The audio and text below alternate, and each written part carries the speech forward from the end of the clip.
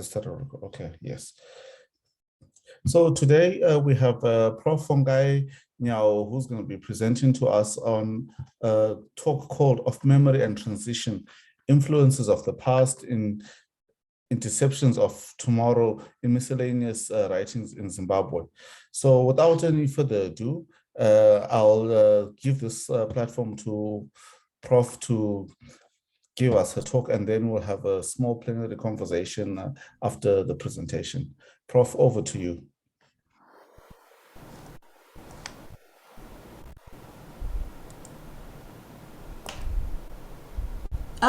Thank you very much, Brian, for inviting me to give this talk.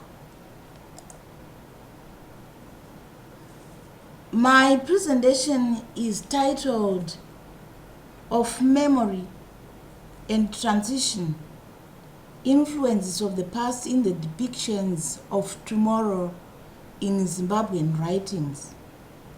My background is that I am a historian as well as a literary person. So you get that coming through as I talk. And what do I want to say about this? I'm saying that miscellaneous writings globally have attempted to show the relationship between the past and the future, especially at the dusk of a regime and in anticipation of a new beginning. As regimes' terms come to an end and new ones come in, writers have tended to interrogate transitions, commenting on how the past shapes the future and how the two are connected or are not connected. In other words, asking the question, is there a nexus between the past and the future? Writings in different disciplines and genres assessing the status of nations at crossroads, such as When Mandela Goes, The Coming of South Africa's Second Revolution by Fender 1997, The End of an Era, Robert Mugabe and a Conflicting Legacy, edited by Mawere Marongwe and Duri 2018. What Happens After Mugabe? Can Zimbabwe Rise from the Ashes? By Hill 2005. The Day After Mugabe, Prospects for Change in Zimbabwe by Moyo 2007, and Beyond Mugabe, Preparing for Zimbabwe's Transition by Rodberg 2011, and many more have been written, and their prompting and substance is the discussion in this paper.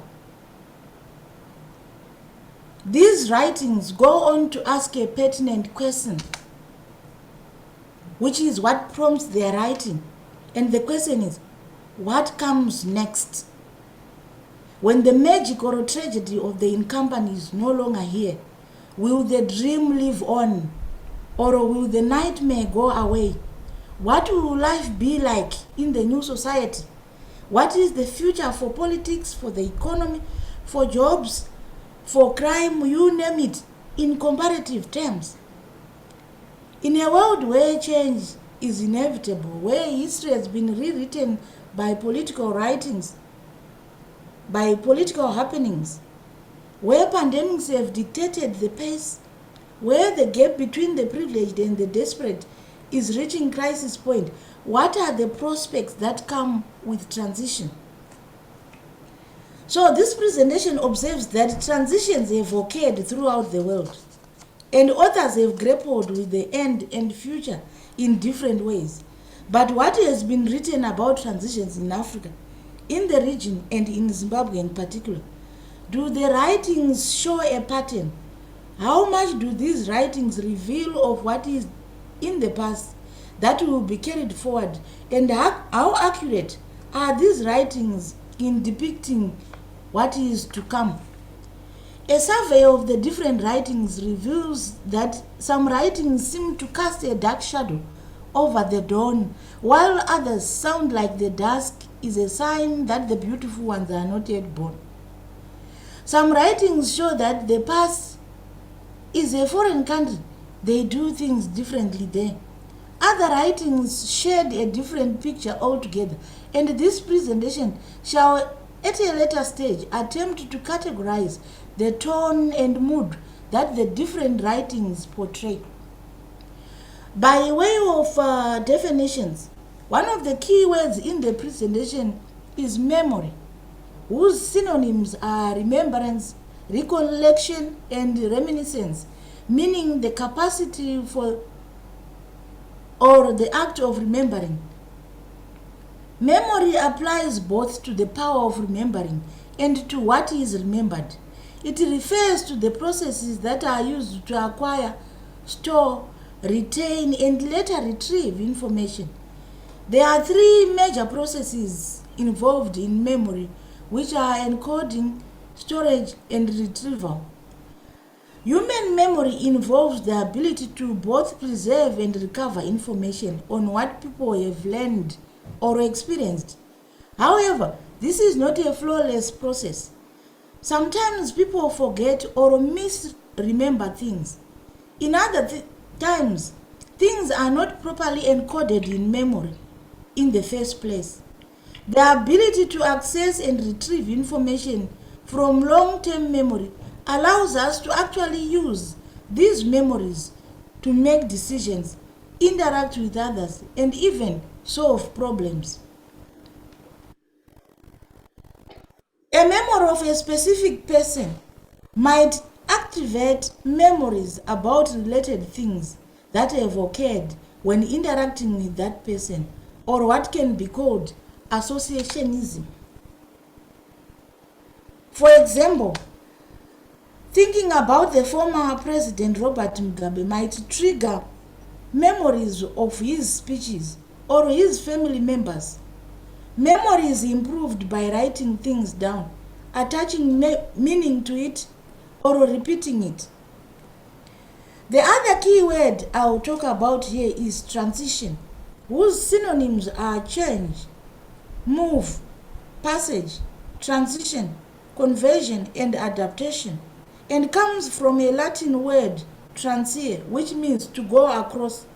Transition is a process or a period of changing from one state or one condition to the other. I'll now look at the background, where I'm saying that transitions have happened before in Africa and beyond. Commenting on a transition, former President Mugabe, in his Eve of Independence address in 1980, stated that progress means coming to terms with history, and that independence will bestow on us a new personality, a new sovereignty, a new future and perspectives, and indeed a new history and a new past. The question to ask is, how have they been depicted in the writings that have preceded them? Are there model sources that have been written that depict the future in the face of a transition? Humanities scholars are interested in the significance of how and what people remember about the different historical phases, even when memory is sometimes unconsciously flawed, or in cases where people have different or conflicting memories of the same event. What seems to matter most is how events and their consequences have impacted individuals or collective lives to influence the different writings we have witnessed. Students of history learn something when they set out to understand the past. They learn that history is never complete and that it is a perpetual argument. The work of historians in times of transitions is to conjure up memory for purposes of drawing upon the relatable past in search for precedents. We go back to the past not just to regurgitate it, but for perspectives that have timeless relevance in spite of differing contexts, because history is a scenario without an end, filled with puzzles and gaps, according to Churchill 2013. Transitional writings in South Africa, for example, with specific reference to When Smarts Goes by Arthur Jones, 1947, when Malani Goes by Jan Takens 1953 and When Mandela Goes by Fender 1997 are examples of the timeless relevance of the aspect of transition under discussion. They depict a future which they do not precisely know, but have a sense that a significant shift is coming for the good or for the bad. Some texts end on a note of doubt and fear, leaving the reader with the cliffhanger of the beast's slow approach. Fender, for instance, has tended to portray a post-Mandela South Africa as from sublime to the ridiculous arrangement. Fender sees something that is very beautiful, the Mandela era, being not too far from the trivial and laughable, the one that follows it. In the case of Malawi, during Dr. Nkwazi Hastings Kamuzu Banda, a different country was also projected. Some prominent writers at the forefront of the struggle for Malawi, who include Jack Mapanje, Frank Pasula, Steve Chimombo, and Felix Mutale, and whose main thematic concerns were politics and culture. Many of them went into exile, political exile, as they had projected a future brighter than the incumbent. Portrayed, for instance, in the various poems that make up When Sunset Comes to Sapitwa, and also Mapanje's historical and fabulistic of chameleons and gods, is a feeling that Banda's brutal reign would someday come to an end. For Banda, the name Nkwazi was a nickname denoting one who is clever, intelligent, and of course, life president. Note here that Banda's depiction of himself as life president did not accommodate the phase of the future. He was the be-all and end-all, defying historical epochs and transitions. Like in all other countries in Southern Africa, Zambia has its own memories and transitions documented in the different writings. For instance, Kaunda's Zambia Shall Be Free. I'll now move on to my introduction, where I'm saying that it is human nature to want to predict the future using today's realities. At the end of World War I in 1919, W.B. Yeats, an Irish poet, wrote a poem he titled The Second Coming, which also deals with the Irish question in political terms. The poem's first stanza describes a world of chaos, confusion, and pain. The second, longer stanza imagines the speaker receiving a vision of the future, the arrival of a grotesque beast, a description of society's collapse. The second coming presents a nightmarish apocalyptic scenario as the speaker describes human beings' increasing loss of control and tendency towards violence and anarchy. Indeed, the poem suggests that though humanity might have looked like it was making progress over the past 20 centuries, via seemingly ever-increasing knowledge and scientific developments, for example, the First World War proved people to be as capable of self-destruction as ever. Yeats is describing a political transition using historical phases to tell what can be imagined for the future. And it is in this sense that this presentation pores over the different writings that have preceded a transition. Zimbabwe has benefited from a lot of transitional writings in different disciplines and genres, and a select writings shall be discussed to find out what informs the writings and what they concern themselves with. I'll first look at a category that I have called the end of an era, and I have a book before you there, The End of an Era, which is edited by Mawere and Marongwe and Duri. Let me begin by addressing writings that portray a transition as an end of an era, or the end game, or call it to make an end is to make a beginning, as T.S. Eliot would have it. We may want to ask ourselves questions like, what ends an era? Why should it feel like it is an end of an era? What is an example of an ending era? What marks a new era? I do not have answers to all these questions, but allow me to talk briefly about a book that I have just shown you here.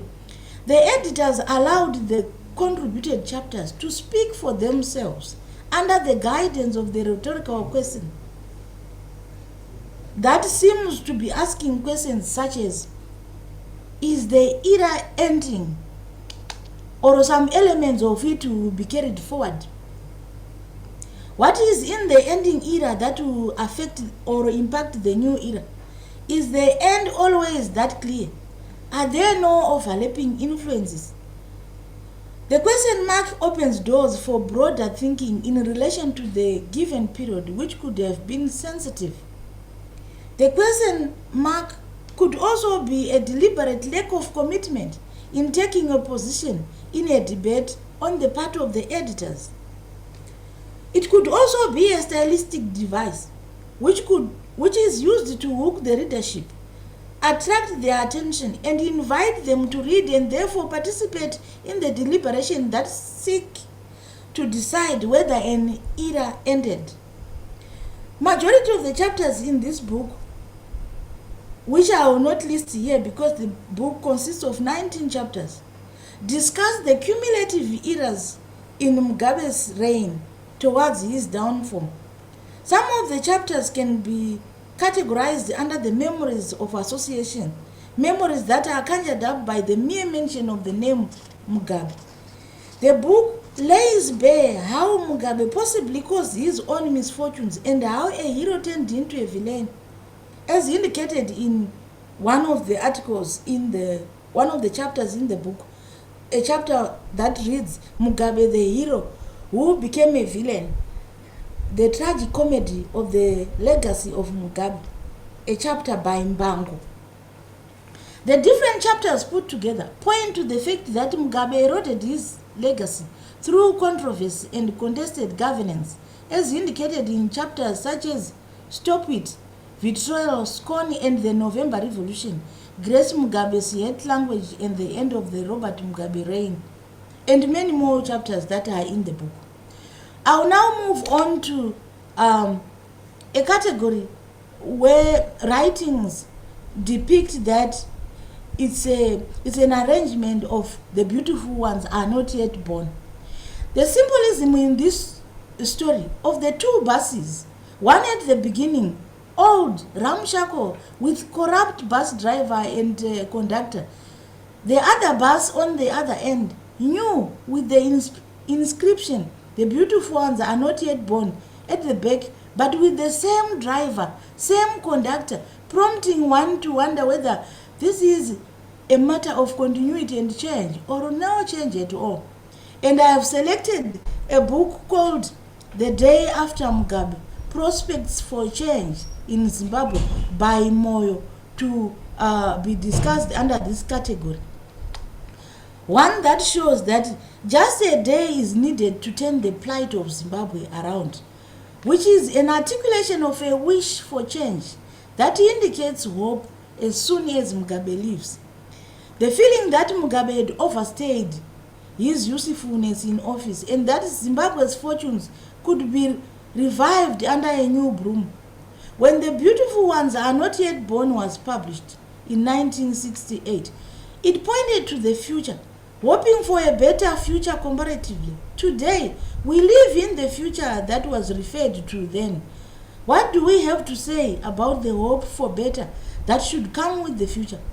I'm saying that if, for instance, The Beautiful Ones Are Not Yet Born was published in 1963, it means that whatever comes after that year should be beautiful.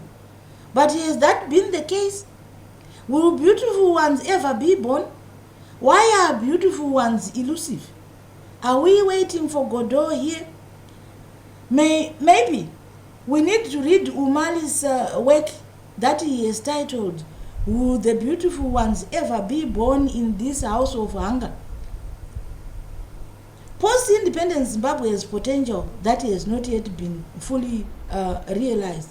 On a bigger scale, The major aim of this collection, that is the day after Mugabe, is to assess the prospects of lasting change and to identify the policy priorities on which such change might be founded. The bulk of the book is devoted to the analysis of what went wrong, for the simple reason that any useful prognosis must take account of what has gone wrong before. Allow me now to move to another category that I called the crossroads, which is an intersection or a junction. This is a point at which crucial decision must be made, one with far-reaching consequences. And I have selected that book for this category. What happens after Mugabe? Can Zimbabwe rise from the ashes? Again, rhetorical questions are asked, and sometimes twice in one title. A demonstration of a strong nexus between the past and the present. In predicting the future, the past and the present have to be taken into consideration. But what informs the consideration is not always clear-cut. There is always divided opinion, contested legacy, and cautious optimism about an unknown future.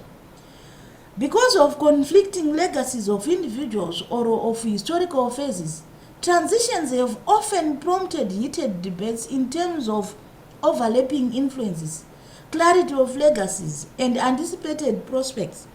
For instance, divided opinion about Mugabe, who on one hand is seen as a hero, a champion of African liberation, a pan-Africanist, a revolutionary, and an anti-imperialist, and on the other hand is read as a dictator, an oppressor, anti-white racist, and a criminal who deserved a night at the Hague. I will now move to another category that I have called from sublime to ridiculous.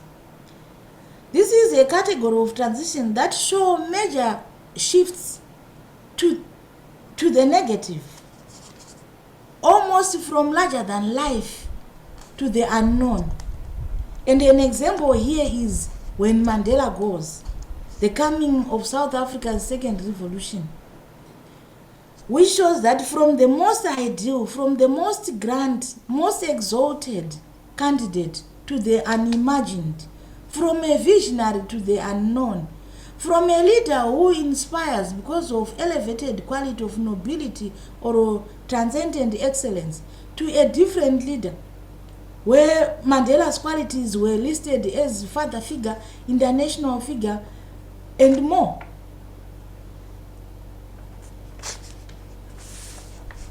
Fender observes that the advent of democracy in the country was one of the remarkable events of the 20th century.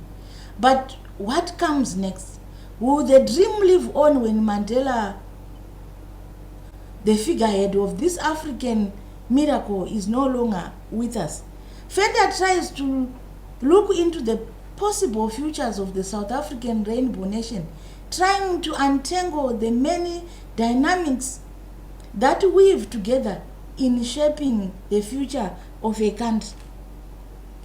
Allow me again to move to another category that I have called facing history and ourselves. Legacies versus realities, where the hero is turned into a tyrant, is pushed into picking options, either voluntary retirement, ceremonial role, regionally coordinated transitions, the quest to carve out a legacy versus the realities of the day. And I have provided the following 3 books as examples that can fall under that category. I'm looking here at The Fear, Robert Mugabe and the Martyrdom of Zimbabwe, and A Predictable Tragedy, Robert Mugabe and the Collapse of Zimbabwe, where there is a palpable euphoria for change. There is a convergence of national, regional, and international forces to see an ouster of Mugabe. So that is the other book. And there is a third one, This one is not a book, it is an article preparing for Zimbabwe's transition beyond Mugabe.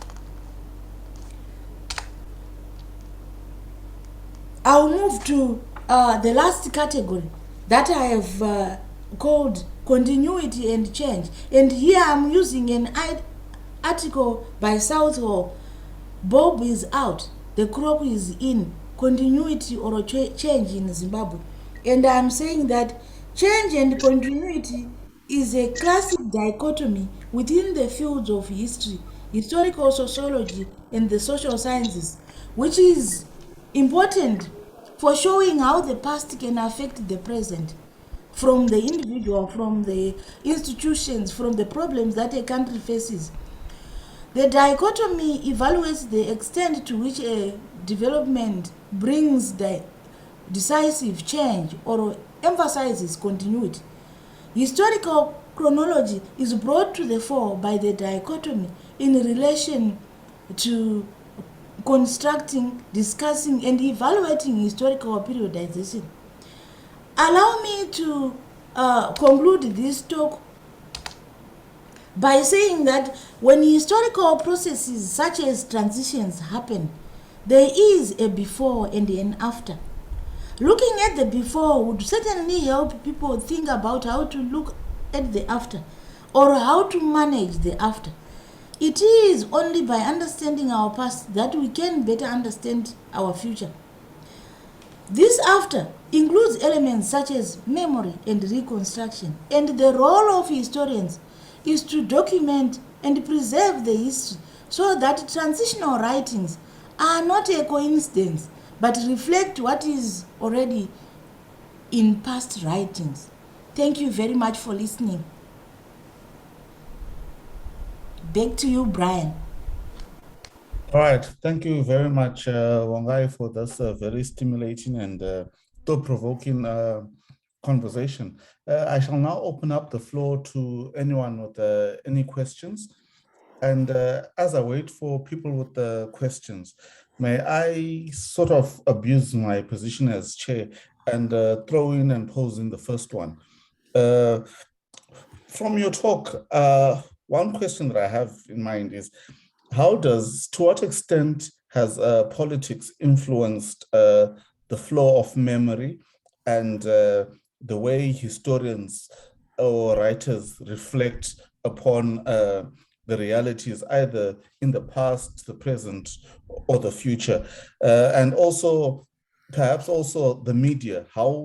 Where do you view the media in coming in terms of reshaping people's memory and recollection of the past and certain events? Thank you very much for that very important question. I will draw you to the definitions that I gave about memory. Memory is not a flawless process.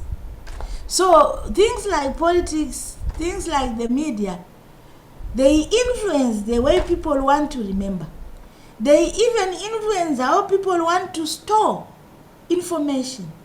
They influence how people want to encode. So sometimes people want to misremember things. People easily forget, and they are distracted by things that you mentioned, like the media, like the politics, even the economy. Everything that has anything to do with the human condition affects the way people remember things, or even store them, or even want to retrieve them. Thank you very much. I hope I have responded to your question. Yes, you have. We will now open up the floor if there's anyone else who's got a question and a comment for Vongai to come through. Feel free to also use the chat box. For those whose mics are not working, you can put in your question in the chat box. And here is one question. It says it's a small one, but we'll be the judge of that. In your view, has there been any transition, and which definition did you find appealing? Thank you very much. I hope I understood the question, but from what I have understood, I have asked those questions even in my paper to say who decides that it's an end of an era? Who decides that there is a transition? And so this is what then the historians should take note of, so that if another transition happens, people are able to draw from what has happened before and use the relevant information, that relevant past, to compare or to discuss, to deliberate on the transitions in the region, in the nation, or even globally. Thank you. All right. And also just to add upon that question that was posed about transitions, also when historians are writing, perhaps if you can comment on this, when historians are writing, how much liberty do they have with respect to also interpreting the past or the transitions from their own perspective, as opposed to giving a national voice, so to speak? For instance, the same incident could have happened in different parts of the country, and different historians view the transition, or as this question was asked, to say that was there a transition? Because for some, they would not see the transition, or at least for others, that transition would exist. Where do we draw the line between these two different realities, or several realities that exist? Thank you very much. Let me say that the space for writing is not just for historians. There are many other disciplines, many other genres that can be used when you are writing.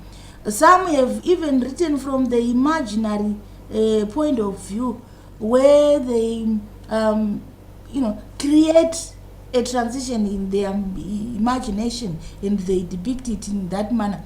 But for historians, again, it goes back to memory, because these are individuals who will be writing, and they can only give what they have.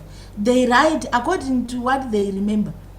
So everything is sort of centered on memory. How do you want to remember a historical phase when you are in Mashonaland and you are not in Manicaland?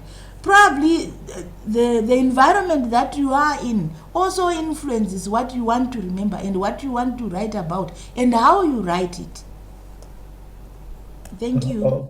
Okay, thank you. Ushe, we see your hand. You can go ahead. Yes. And Chair, Brian. Hello. Brian. Yes. Maybe there are better responses that can come from the participants. We can also open up so that we have other people responding to the questions that are given here, because like I said in the beginning, I also like the answers. Thank you. Yes. Ushe, you can go ahead. Yes, thank you. Yes, thank you, Prof Nyawo, for that presentation. I mean, it really took me back to some of the fundamental debates around historical writing, historical research, and what that means. Sorry, I have to run away from my dog here. So for me, the question that I have is, in light of postmodernist kind of framing of history, they're following me. In light of that, how would you situate continued relevance of research and writing around memory and transition and so forth? Because with postmodernist thinking, there seem to be this kind of thinking that historical writing and literature are probably in the same boat, and because the debate around objectivity and what you've just said around how you can remember something when you are, how you remember something differently if you're in Manicaland or if you are a product of that event, or if you are coming from a different, positionality and so forth. So that at the end of the day, this is to be some kind of reality or factuality, so to speak. How do we remain as relevant as historical scholars within that context of these criticisms coming from postmodern thinking about how we can never arrive at truth, so to speak. And in one way that you try to arrive at truth is through these memories and so forth. And because the waters are so murky, when you want to understand even an event, because of the multiple kind of meanings and interpretations that arise, is it not easy to give up and find in the end that the history is, after all, a useless subject? I'm just trying to poke you there. Thank you very much for that question. Let me begin from the end. History can never be useless. For any meaningful future, there has to be history. There has to be a past. Of course, we will continue to reinvent ourselves, but still within that space of history, where we don't just remember things, but we remember for knowledge's sake. We don't remember and just use it as a memory on its own like that. We have to make that memory useful. That's how we solve problems, like I said in the presentation. That's how we, find solutions to problems that we would have encountered in the past. I don't think I'm the best person to respond to your question. If we have anybody who can respond to it better, the floor is here for them. Yes, the floor is open for this whole conversation as per requested by Vongai. But whilst we're also still thinking on that, there's been a question that's been thrown into the chat box, which says, is there a specific pattern in collective memory presented in the books on Mandela and Mugabe that you went through, that you explored? Thank you very much. When I talked about the Mandela, when Mandela goes, I was giving an example of a transition that happened in the region, the SADC region. But my particular focus is on Zimbabwe. That's why I then went on to speak more about Mugabe. But I wanted to show a kind of transition by bringing up when Mandela goes. I wanted to bring up a kind of transition which I called from sublime to ridiculous, where people are thinking we are coming from one that was exalted and going to a nobody, the regime that followed Mandela. So I wanted to give that dichotomy, that difference of transitions. Thank you. All right, thank you very much. We'll revert back to the panel. Are there any questions or comments?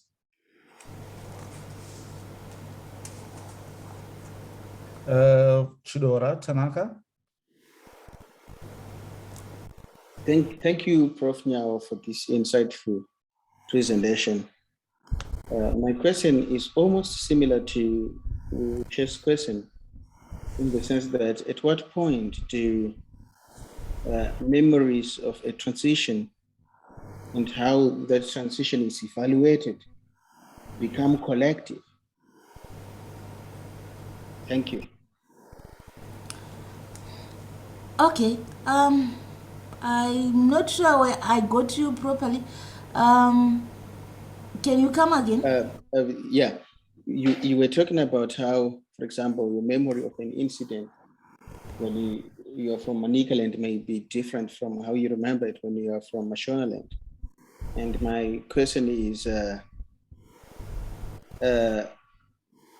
what point do these memories of a transition become collective memories? Because Kauma asked, asked a question concerning an individual or an individual historian's own recording of a transition. And my question is, at what point do all these individual memories of a transition and how it's evaluated become something as distinct and coherent as a collective memory? At what point does that happen? Okay, thank you very much. I think I have heard you now.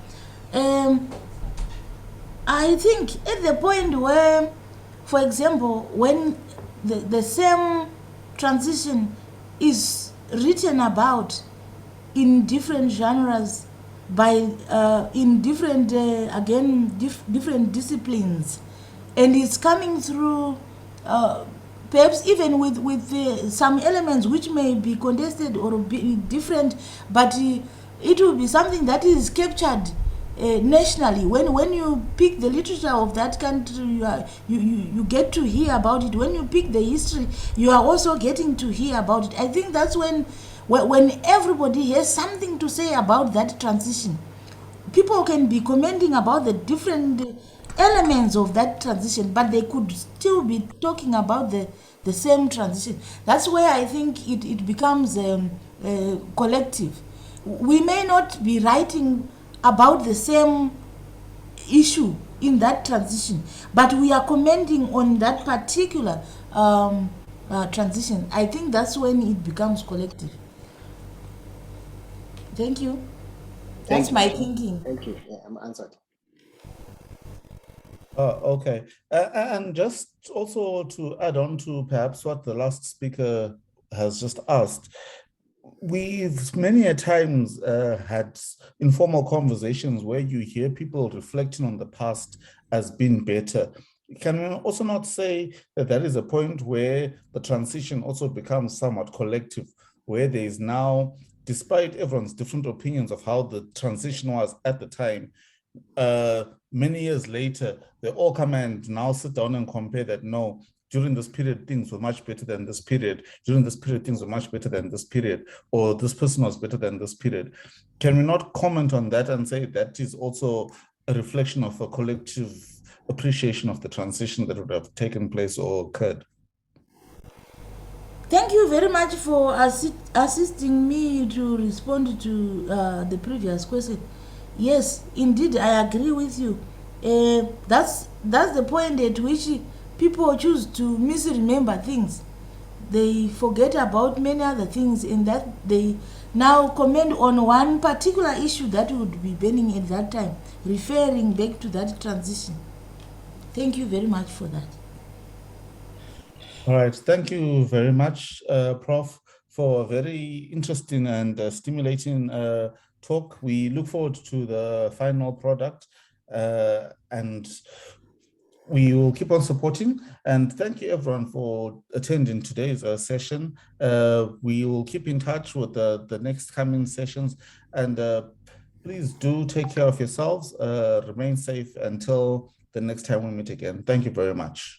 Thank you so much, Brian. Perhaps I should just show my face so that so that you at least you know that there was a human being on the other side. Yes, so that we can see you on the road as well. Yes. Thank you very much, Prof. And thank you everyone for your participation and your attendance today. Thank you. Okay.